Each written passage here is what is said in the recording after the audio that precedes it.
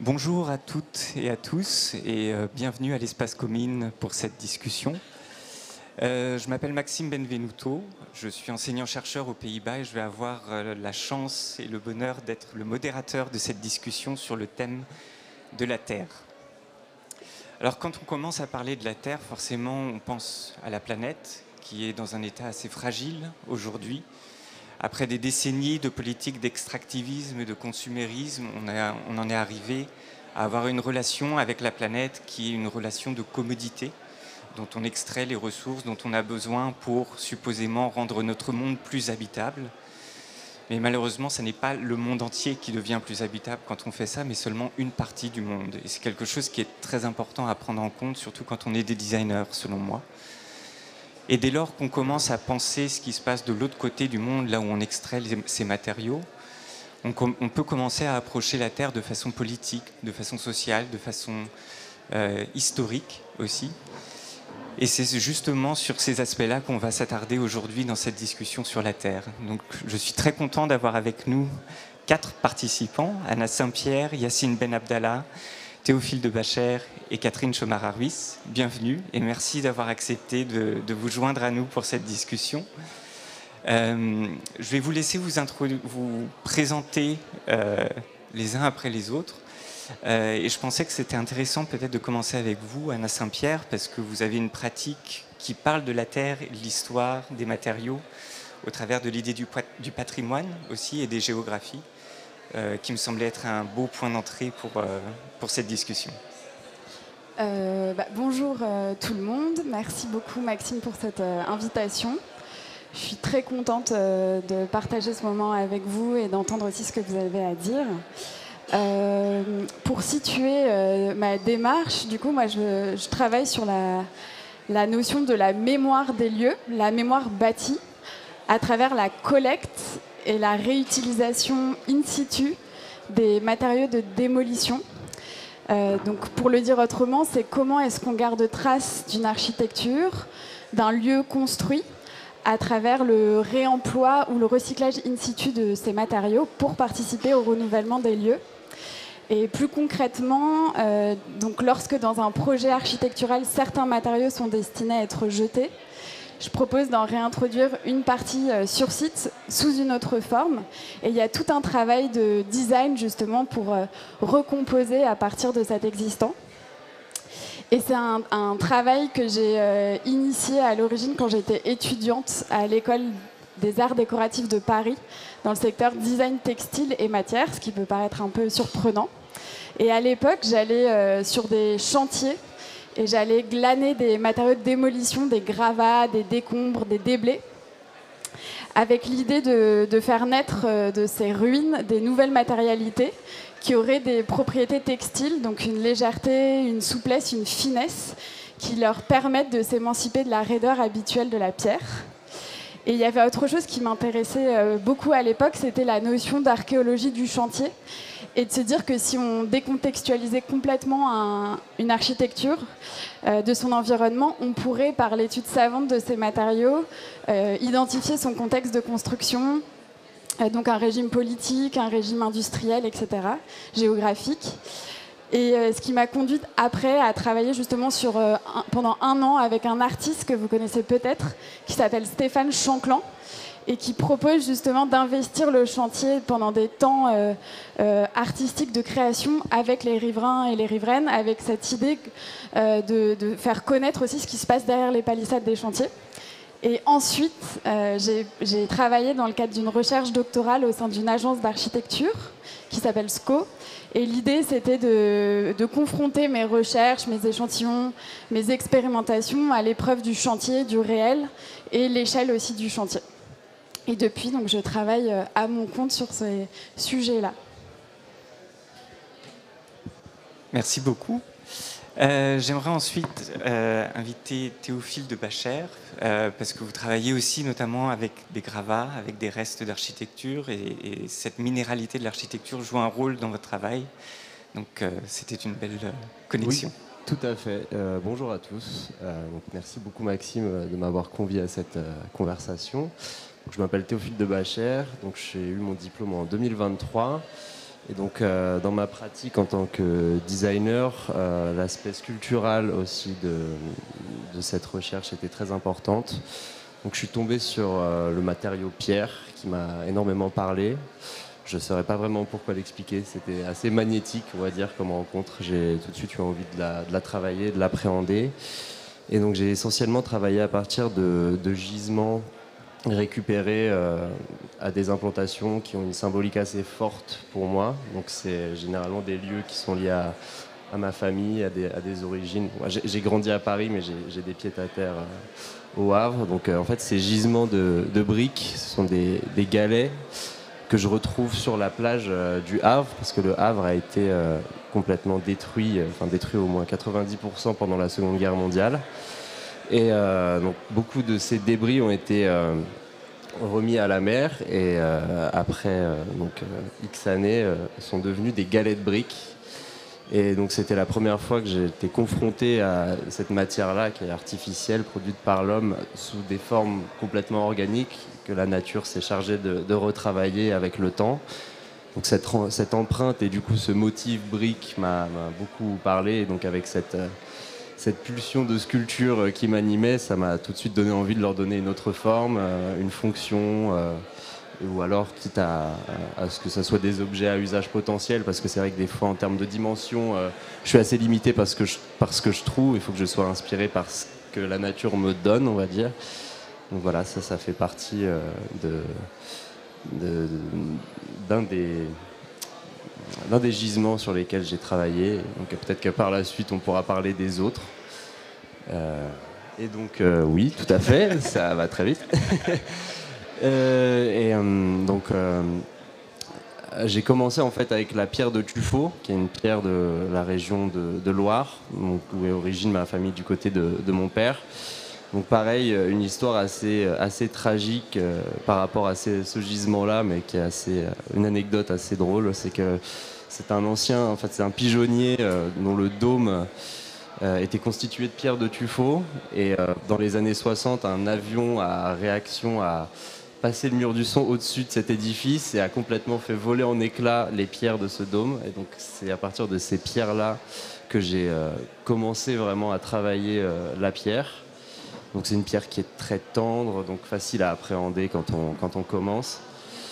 Et par la suite, quand j'ai eu ces premières expériences, pour mon diplôme, j'ai décidé d'aller faire un stage dans l'entreprise Lefebvre, qui m'a ouvert ses portes pour que je puisse réaliser certains projets. Et donc là, ça a été vraiment une expérience formidable, dure et en même temps tellement enrichissante, parce que j'étais vraiment dans le quotidien de ces tailleurs de pierre et ils m'ont pas ménagé, donc c'était super. J'ai appris vraiment très très vite tous les process, comment travailler la matière, et puis avec l'accompagnement de gens vraiment excellents, formidables.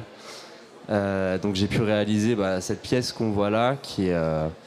j'ai eu du mal à définir son statut. Aujourd'hui, je dirais que c'est un banc, une assise d'extérieur. Donc en fait, à cette époque-là, c'était les pierres. L'entreprise était sur le chantier de Notre-Dame, sur la rénovation de Notre-Dame. Et avant ce projet-là, en fait, j'ai été mis à l'épreuve, on va dire, parce que j'avais l'envie de faire ce projet-là. Et avant, il fallait quand même que je fasse mes preuves pour voir si ça valait le coup de m'offrir potentiellement un bloc à moi pour que je puisse faire un projet. Et donc j'ai essentiellement travaillé à partir des chutes de cette entreprise.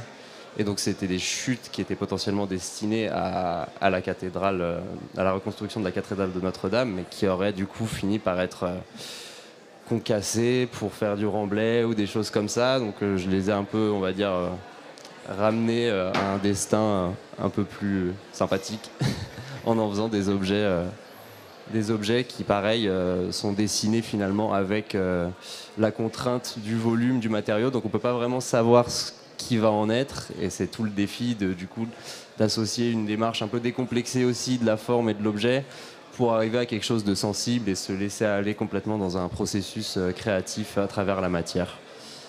Voilà. Merci beaucoup. Et pour ceux dans le public que ça intéresse, le travail de Théophile est en bas aussi, donc après la discussion, vous pouvez jeter un coup d'œil. J'aimerais maintenant inviter Yacine Ben Abdallah à nous parler de son travail qui mêle aussi matériaux, matière, histoire et héritage d'une façon très poétique. Donc Yacine, c'est à toi. Merci beaucoup de me recevoir. Je m'appelle Yacine, moi je suis un designer dont mon travail se concentre sur le territoire où j'ai grandi, qui est celui de l'île de la Réunion, et sur cette question de la mémoire particulièrement dans un territoire qui a connu l'esclavage, qui est issu d'un récit colonial, qui a lui effacé les récits d'autres. Et cette question de comment est-ce qu'on fait mémoire lorsqu'on n'a plus d'objets qui témoignent d'une culture ou d'une partie de la communauté réunionnaise. Les travaux que l'on voit là, ce sont les travaux que j'ai réalisés à la Manufacture de Sèvres autour d'une recherche autour de la porcelaine et de l'histoire que portait la porcelaine. Et j'étais particulièrement fasciné sur comment on façonne du prestige, particulièrement à la Manufacture de Sèvres, comment on utilise un matériau et qu'on l'on transforme en objet social, en objet prestigieux, qui aujourd'hui, ce sont les couverts et les assiettes à l'Élysée, ce sont les cadeaux diplomatiques qui sont offerts. Et un des premiers projets développés, ce sont les vases Varang, qui souhaitaient aussi confronter le système de valeurs entre ce qu'on considère comme étant l'artisanat d'art, qui est celui de la porcelaine, et l'artisanat populaire de la vannerie à La Réunion, du Vacois, en partant du postulat que l'identité créole est une identité de la confrontation, qu'elle agglomère en elle-même l'identité du maître et de l'esclave. Et c'était à travers ce contraste et ces disharmonies-là que j'avais la volonté de développer un vase qui puisse témoigner de ce récit-là et d'un vase qui se veut créole en lui-même. Et en fait, pendant cette résidence, c'est dans l'atelier de gravure qu'on m'a invité, et c'est les graveuses qui m'ont dit « Ah mais Yacine, on a vu ton travail autour de la Réunion, particulièrement celui des plantations de canne à sucre. On a des choses qu'on aimerait te montrer. » Et là, il me montre tout un catalogue des gravures qui étaient utilisées comme ornement sur les sucriers au XVIIIe et au XIXe siècle, de personnes esclavagisées qui sont là utilisées comme éléments décoratifs. Ce qui est frappant à travers ces gravures-là, c'est qu'elles ont été utilisées jusqu'à dans les années 80 aujourd'hui. Et s'est posé la question de qu'est-ce qu'on fait de ces gravures.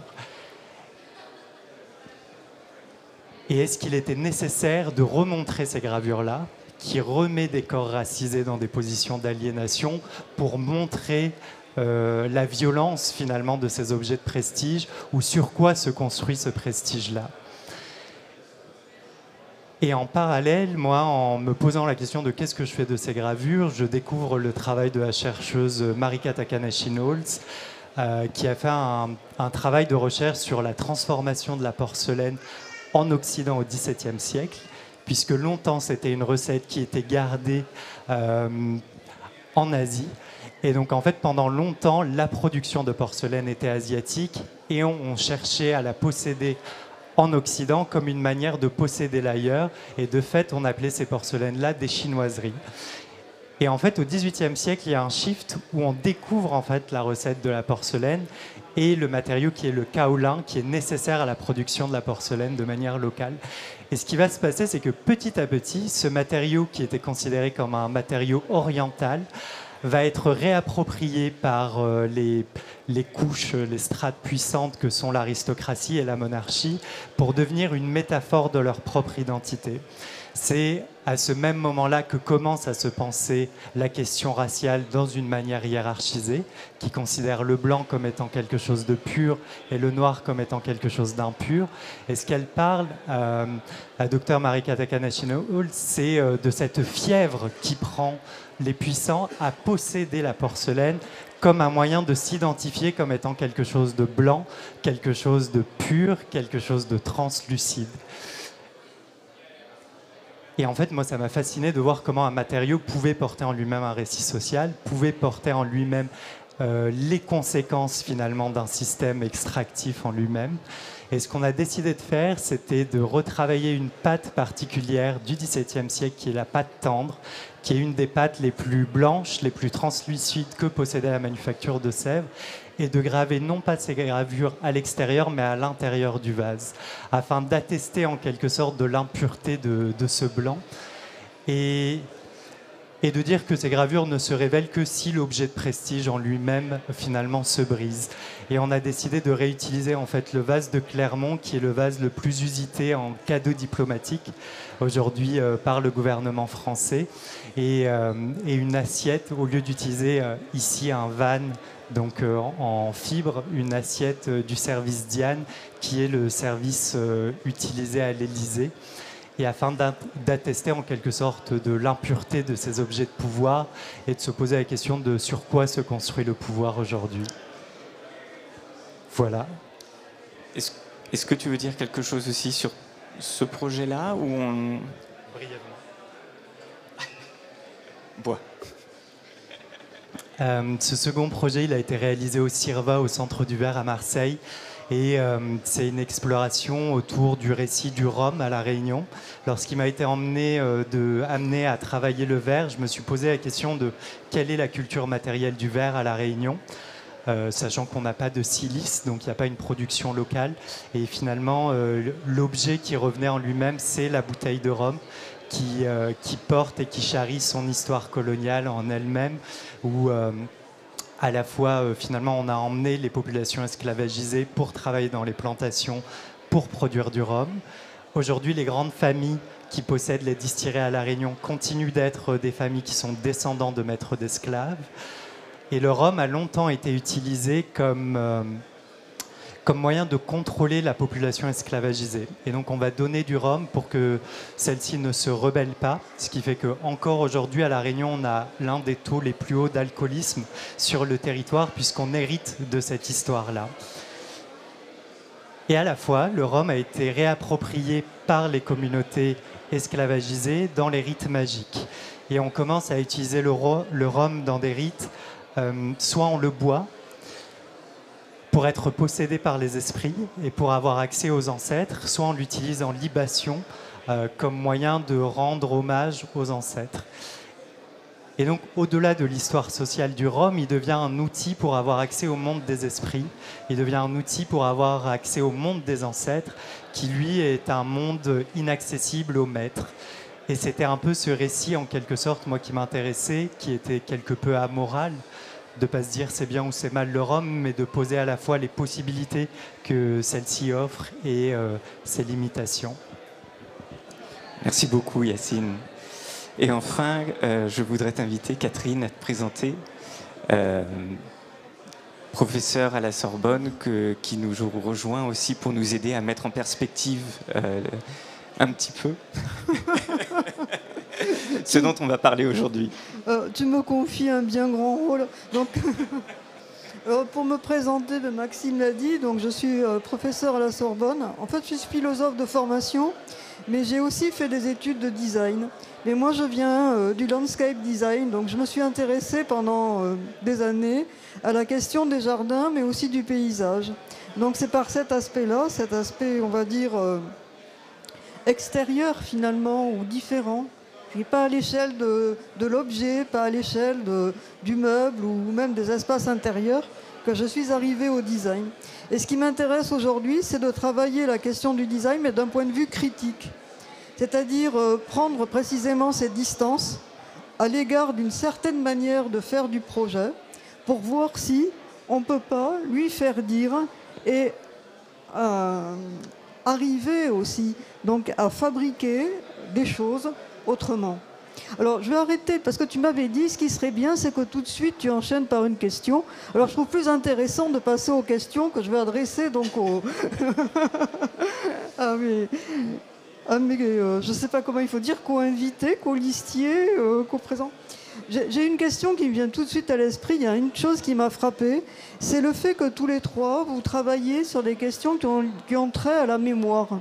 Alors, à la mémoire du chantier, parce que finalement, il s'est passé quelque chose et on va pouvoir s'en ressaisir et en bousculant peut-être ce que ces matériaux ont été, arriver à leur faire ou leur faire dire autre chose. Bon, tu viens d'en parler, enfin, la mémoire des matériaux, c'est-à-dire la mémoire de la porcelaine, la mémoire du rhum ou autre, et des gravures aussi, bien sûr, qui figuraient sur ces objets. Donc comment, et qu'est-ce qu'on fait aussi avec cette mémoire-là? Parce que tu as posé la question que je trouve passionnante, c'est-à-dire, est-ce qu'il faut vraiment remontrer aussi ces gravures, au risque aussi de raviver une forme de souffrance, je pense, chez des personnes. Et si on ne remontre pas, comment on fait?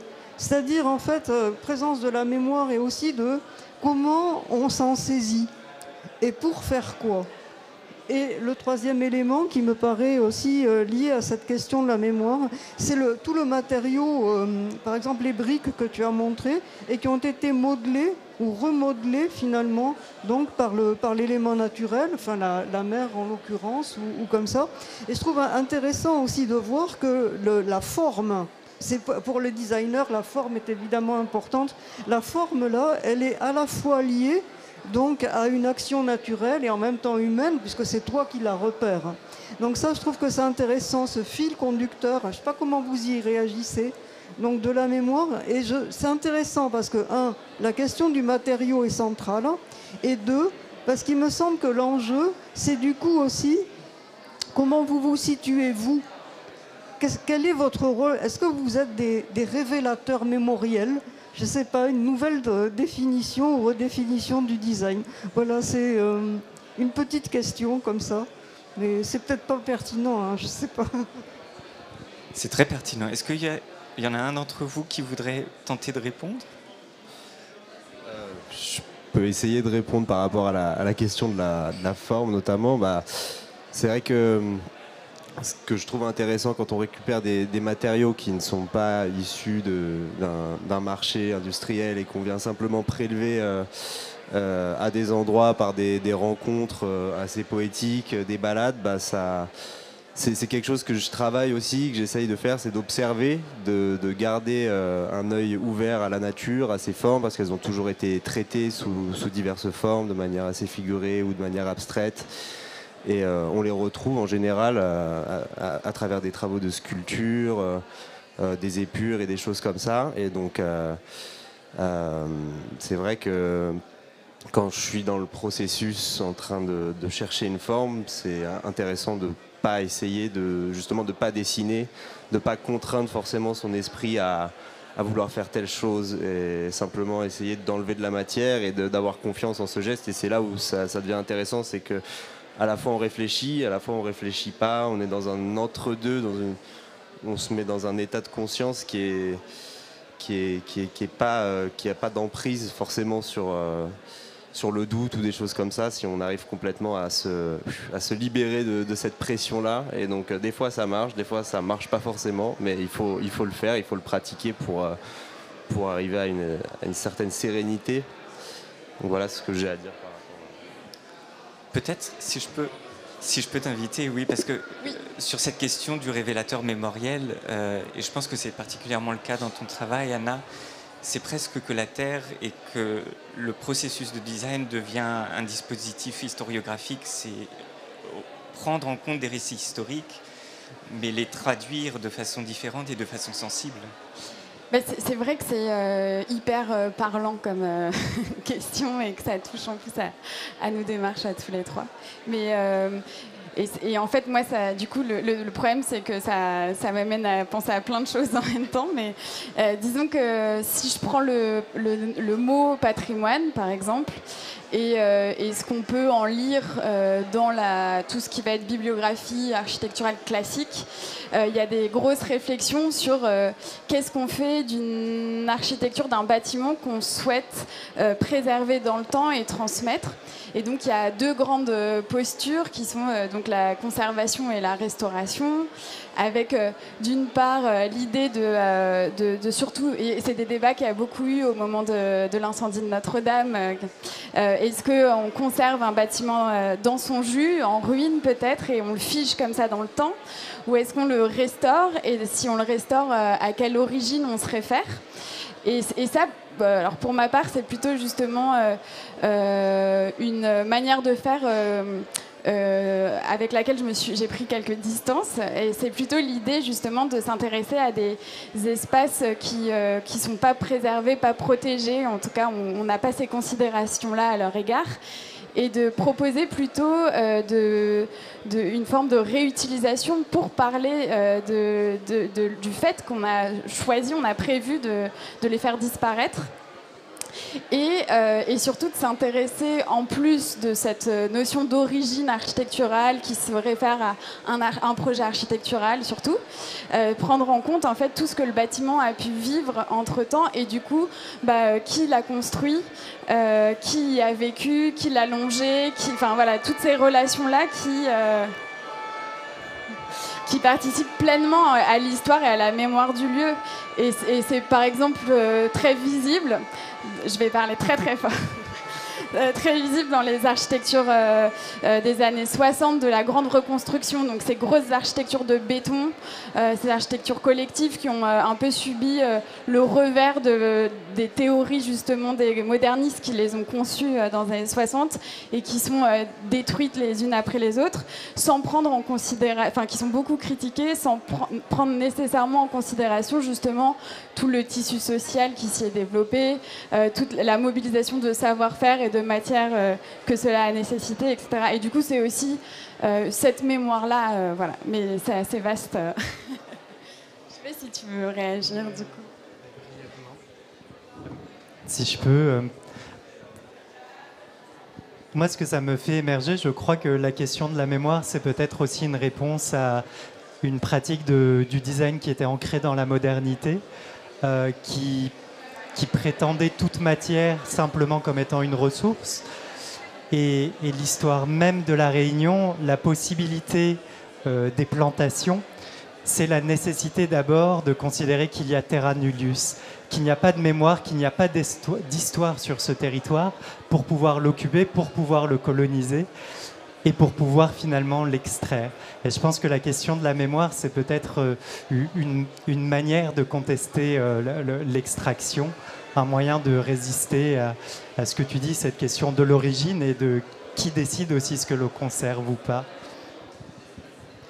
Oui, et peut-être en réagissant sur la question que tu as formulée, Catherine, il y a cette idée du designer comme révélateur mémoriel, mais j'ai l'impression aussi que dans vos pratiques, il y a aussi l'idée du designer soigneur des mémoires.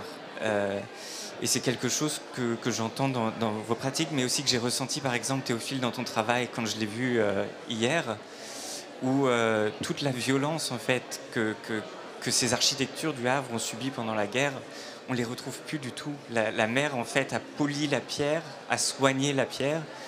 Et toi, en tant que designer, sculpteur, tu reviens derrière pour continuer ce travail de polissage, de soin. Et j'ai l'impression que dans cette approche de mélanger les matériaux avec les histoires, avec les catégories sociales, politiques, mais en fait, vous faites un travail de soin aussi, vis-à-vis de la matière, vis-à-vis de la société, qui est très riche. Du coup, je me demandais si vous pouviez peut-être réagir là-dessus.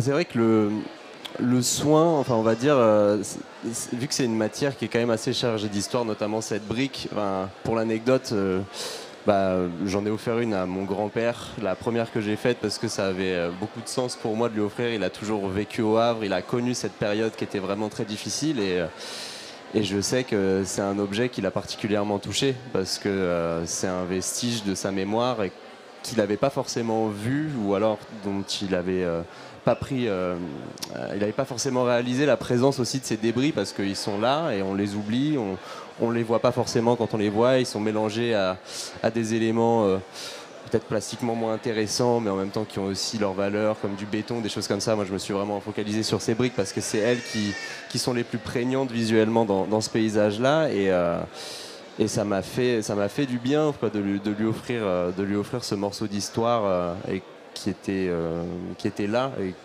qui attendait qu'une seule chose, c'est qu'on puisse s'en servir ou qu'on ait... voilà, je ne sais plus trop où je voulais en venir, mais c'est ce que ça m'a rappelé en tout cas de ce point de vue-là. Peut-être l'un d'entre vous réagir sur le soin ? Effectivement, par rapport à ces objets que tu as produits sur ces gravats galets comme ça qui réapparaissent aussi dans le paysage, moi ça m'évoque aussi beaucoup, à contrario, enfin il y a une forme de réapparition et ça m'évoque aussi beaucoup le destin habituel de ces matériaux qui sont destinés à être enfouis en général. Soit dans des carrières pour reboucher les trous qu'on a faits, soit pour faire des sous-couches de voirie, soit envoyés dans ce qu'on appelle des espaces, enfin des installations de stockage qui sont des décharges. Et c'est vrai que d'aller rechercher ces matériaux, d'aller un peu tu vas pas les déterrer, mais tu vas les collecter sur la plage et de les valoriser comme ça. Il y a aussi cette notion de soin qui pour moi rejoint aussi des préoccupations que je peux avoir, même si les outils de chantier et l'échelle des chantiers parfois sont de toute façon assez violentes, et que parfois on peut aussi prendre le parti d'avoir justement un positionnement violent par rapport à un type d'architecture, et je pense que ça se conçoit aussi. Mais le soin des matériaux, le temps, la proximité, en tout cas dans mon travail avec ces matériaux physiques, du fait aussi de contredire un peu la pratique architecturale qui souvent se fait plutôt dans un bureau, si je caricature un petit peu, et d'aller sur site, de regarder l'existant, de comprendre ses formes, de comprendre quelle forme il va avoir justement après une déconstruction, une démolition. Il ne sera plus cette petite brique perpendiculaire, mais un espèce de gravat comme ça, et de prendre tout ça en compte pour le réintroduire. Du coup, c'est vrai que y a un peu cette idée de prendre soin aussi de choses qui sont plutôt de l'ordre du repoussoir habituellement. Excuse-moi si je peux réagir. Non, c'est vrai ce que tu dis, c'est que finalement quand on a... Enfin, une pierre, elle est à la fois très pauvre et elle peut devenir très noble si on en prend soin et si on prend le soin d'essayer de la travailler. Donc quelque chose qui a strictement aucune valeur peut tout d'un coup en avoir une et être transposée dans d'autres espaces auxquels elle n'avait pas forcément accès avant. Et il suffit juste de, voilà, comme tu as pu le mentionner, de l'observer, de le mettre en avant. Et je trouve ça super.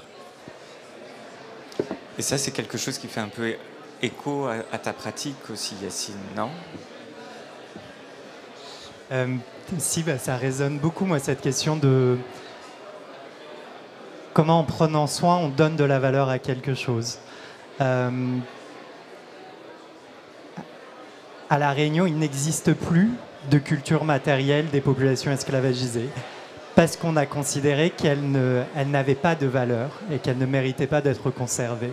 Lorsqu'on va visiter le musée de la plantation, on ne voit que la maison du maître, on voit les objets du maître, parce qu'on a considéré qu'il valait la peine d'être conservé. Et je pense que c'est là où c'est touchant, cette question du soin dans une pratique de design, c'est de décider de donner de la valeur à quelque chose que l'on méprise de prime abord, à quelque chose que l'on cherche à cacher ou à enfouir. Et à la fois une manière de se réapproprier, moi j'ai l'impression, une pratique qui est en elle-même aliénante dans son histoire industrielle du design, où finalement c'est un métier où l'on crée de la désirabilité. Pendant longtemps, on crée de la désirabilité pour des objets qui sont exclusifs à une certaine couche de la population. Et de se dire aujourd'hui, où est-ce que moi, cette valeur, je décide de la placer. Et je crois, moi, ce qui m'anime dernièrement, c'est beaucoup cette question de comment on rend quelque chose précieux. En ayant vu la manufacture de Sèvres, c'est de voir le processus de rendre un objet, un matériau précieux. Je trouve ça limite magique, mais de comprendre au service de qui aujourd'hui on le fait. Merci. Et quelque chose qui a commencé à transparaître, parce que pour moi c'est très clair la façon dont vous utilisez la terre, le matériau et les histoires locales comme façon de raconter des récits, de faire ressurgir des récits aussi qui ont pu être négligés ou même invisibilisés. Mais tu as commencé aussi, Anna, à parler de la difficulté parfois à faire comprendre la nécessité de cette sensibilité. Quand on a préparé notre discussion, on a discuté par exemple de la difficulté de faire comprendre aux chefs de chantier que c'est pas que de l'esthétique, mais il y a vraiment du sens en fait dans la poétique du projet, elle porte de façon complètement différente que dans les livres une narration et une histoire qui autrement ne peut pas exister. Et j'aurais voulu savoir si tu pouvais peut-être partager un peu avec nous aussi de ce processus-là. Oui, mais c'est vrai que, mais en fait, ça rejoint aussi ce que tu disais, c'est que ce travail, il doit aussi se faire dans un contexte qui fait sens pour que cette préciosité, elle émerge réellement. Enfin, en tout cas à mes yeux. Et c'est vrai que de par mes expériences, j'ai eu aussi, dans le cadre de certains projets, des difficultés. Enfin, ça fait quand même beaucoup partie de mon travail d'arriver à convaincre justement de l'intérêt de ce genre de démarche, qui souvent sont plutôt évalués sur des critères de comptabilité, de bilan carbone ou de choses qui sont super importantes aussi, mais qui parfois perdent un peu de leur sens quand elles ne sont pas justement faites au cas par cas et en prenant aussi en considération des dimensions sociales, des choses qui s'apparenteraient plus à des critères mis en place par les sciences sociales.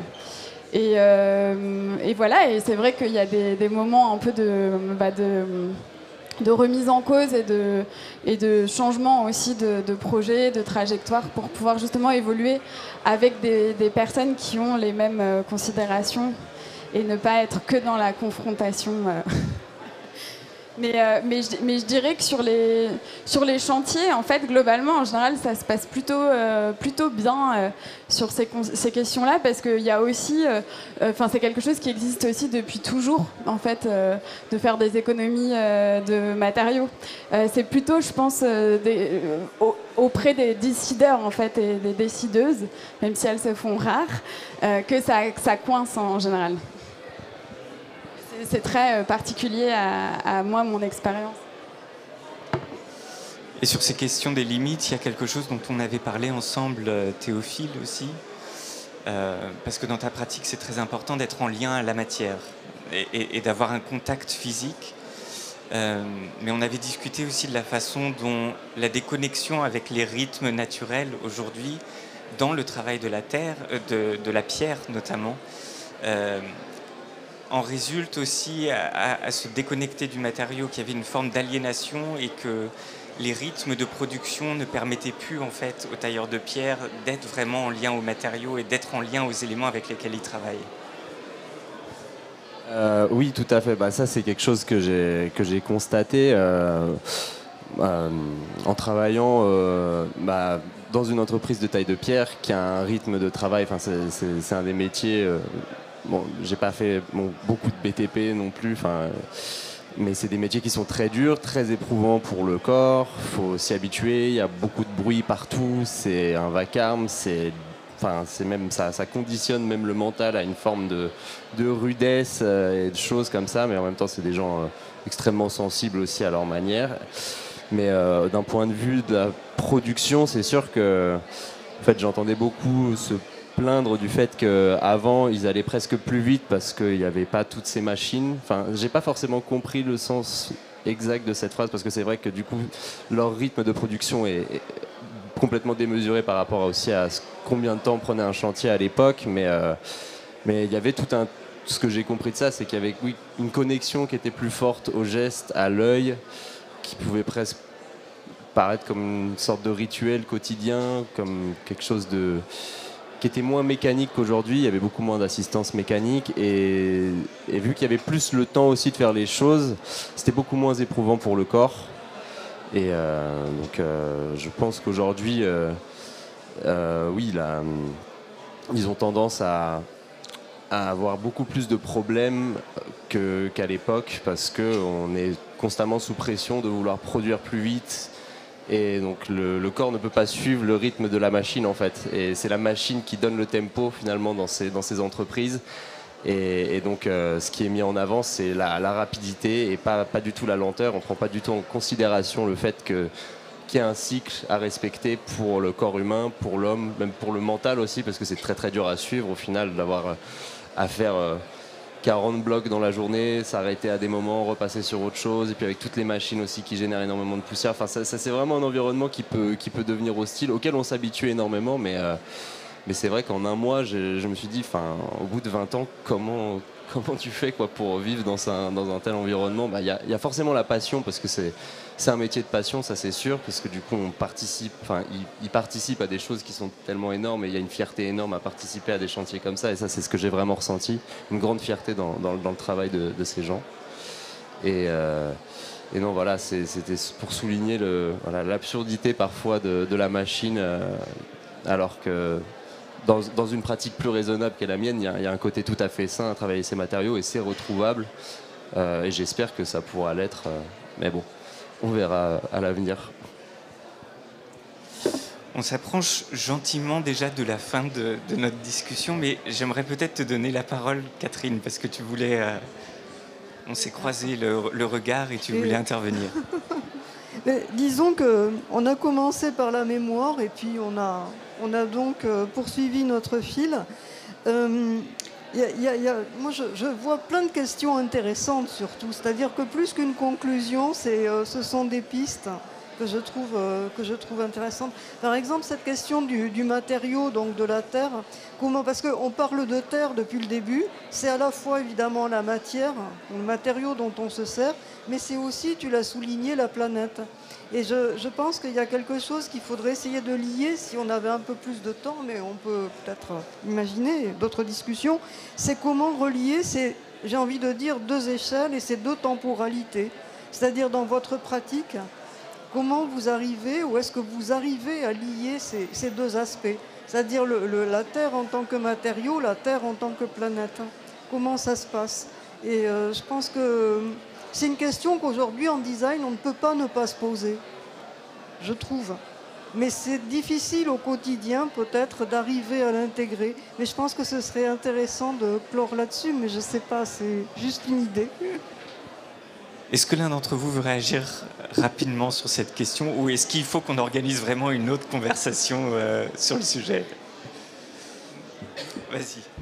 Rapidement, je pense que ce que ça fait émerger beaucoup, cette question sur ce rapport de la Terre, et de ce que tu parlais sur la question de la temporalité et du corps, moi c'est la notion de l'érosion, à la fois de cette manière-là, mais de l'érosion aussi de quels sont les corps aujourd'hui qui subissent ça. Et moi, dans mes recherches, ce que je trouvais très fort, et de ce que lire, c'est qu'aujourd'hui, on a cette urgence à l'anthropocène, mais de dire l'anthropocène, il s'est déjà passé. Bon nombre de civilisations, bon nombre de communautés ont perdu leur terre, ont été colonisées. À La Réunion, les corps ont été utilisés, la terre, elle est aujourd'hui polluée, et on doit faire avec cet élément de contamination. Et je crois que c'est peut-être cet enjeu-là aujourd'hui de comment on travaille avec des outils contaminés aujourd'hui, et cette terre-là peut-être qui témoigne de ces récits-là.